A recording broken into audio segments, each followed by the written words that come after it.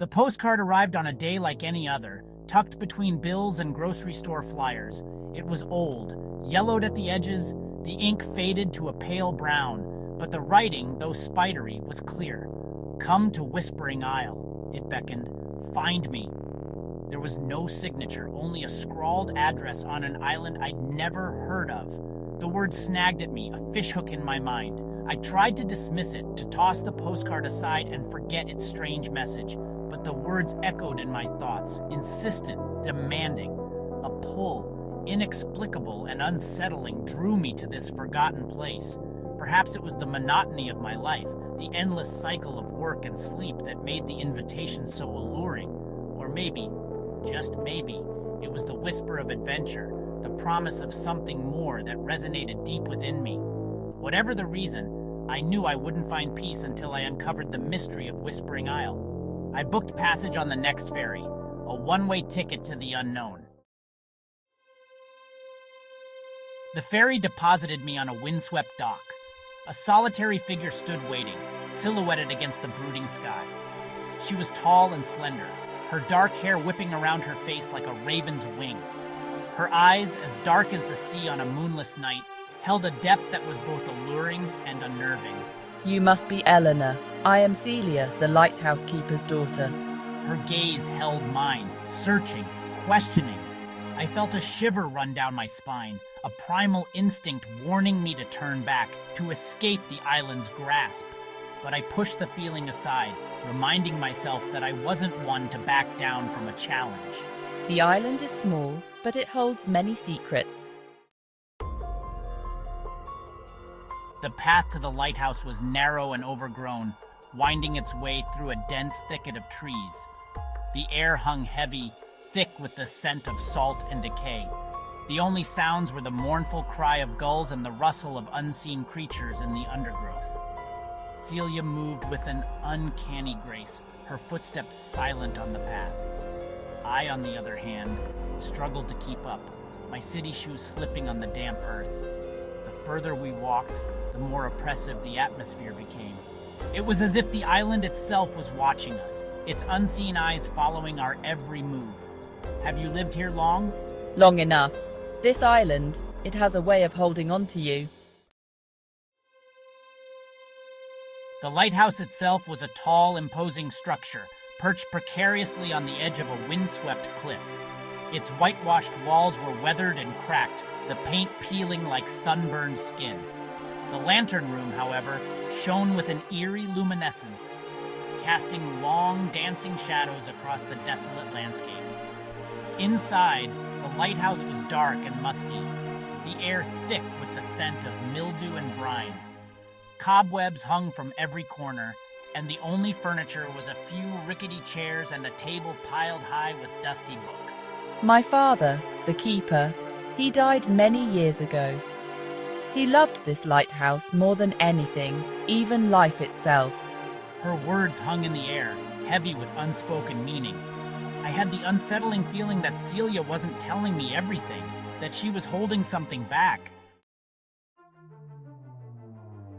We climbed the winding staircase to the top of the lighthouse. The steps creaked ominously beneath our feet, and the only light came from a single flickering bulb.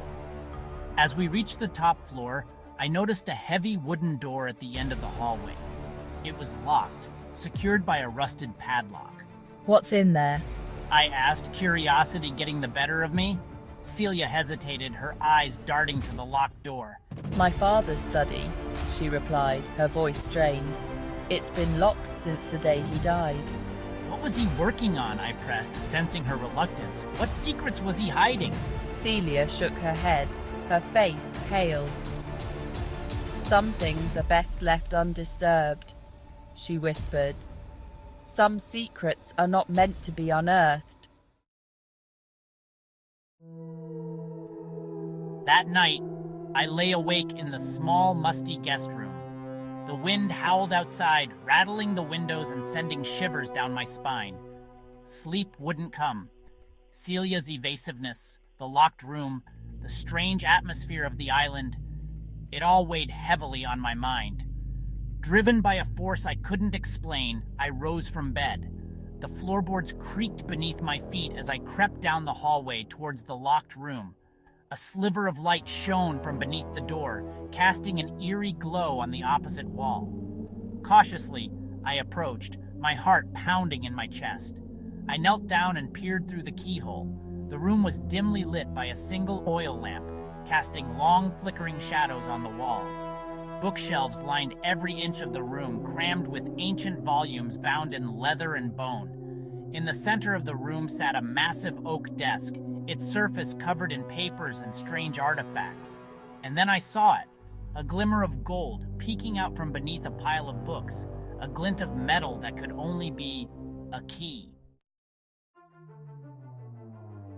The next morning, I awoke with a start.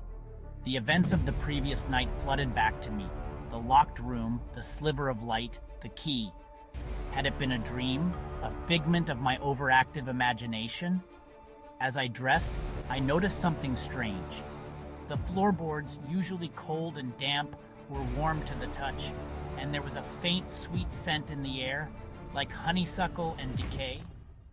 I found Celia in the kitchen preparing breakfast. She was dressed in black, her face pale and drawn.